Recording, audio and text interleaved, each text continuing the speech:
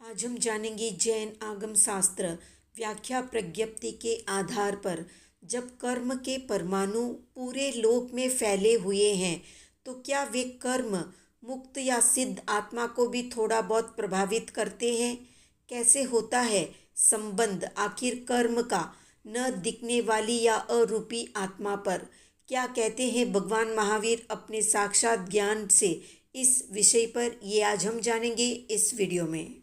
यदि कर्म मूर्त है, रूपी है, दृश्य है तो फिर अमूर्त आत्मा जो कि अरूपी है, अदृश्य है, उस पर कर्म का प्रभाव कैसे होता है। वायु और अग्नि मूर्त है तो उनका अमूर्त आकाश पर प्रभाव नहीं होता। वैसे ही अमूर्त आत्मा पर मूर्त कर्म का प्रभाव नहीं होना चाहिए, फिर भी होता है तो इसका क्या कारण है। तो शास्त्रों में बताया गया है कि ज्ञान गुण यानी आत्मा का ज्ञान गुण अमूर्त है। उस अमूर्त गुण पर मदिरा या शराब आदि मूर्त वस्तुओं का असर होता है। ठीक वैसे ही अमूर्त अदृश्य अरूपी जीव पर मूर्त कर्म का प्रभाव पड़ता है। इसके अतिरिक्त अनादिकाल से कर्म के संयोग के कारण आत्मा कथनचित मूर्त या किसी एक अपेक्षा से मूर्त जैसी हो गई है। अनादिकाल से आत्मा के साथ कर्म का संबंध रहा हुआ होने से स्वरूप से अमूर्त होने पर भी, अदृश्य होने पर भी कथनचित एक दृष्टि से वो मूर्त जैसी है। इस दृष्टि से मूर्त कर्म का आत्मा पर प्रभाव पड़ता है। जब तक आत्मा कर्म शरीर या कार्मन शरीर से मुक्त नहीं होता तब तक कर्म अपना प्रभाव दिखाते ही है।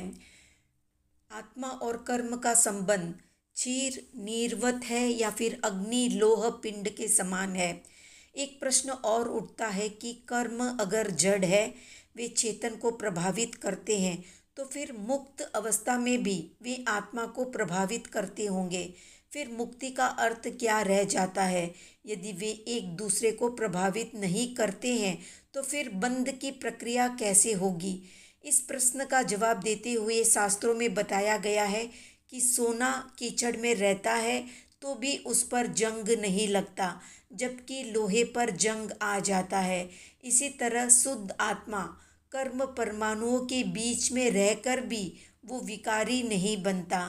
कर्म परमाणु उसी आत्मा को प्रभावित करते हैं जो पूर्व राग द्वेष से ग्रसित होते हैं। जब राग आदि भाव कर्म होते हैं तभी द्रव्य कर्मों को आत्मा ग्रहण करता है। आत्मा के मानसिक विचार भाव कर्म है और वे मनोभाव जिस निमित्त से होते हैं या जो उनका प्रेरक है वो द्रव्य कर्म है।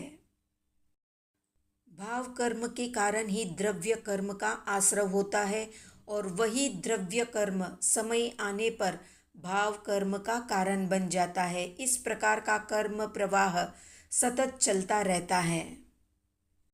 तो ये थी संक्षिप्त जानकारी। आज का प्रश्न है, किस कर्म के उदय से व्यक्ति मूर्ख या अज्ञानी बना रहता है। कमेंट में बताएं। वीडियो पसंद आया तो लाइक शेयर सब्सक्राइब करें।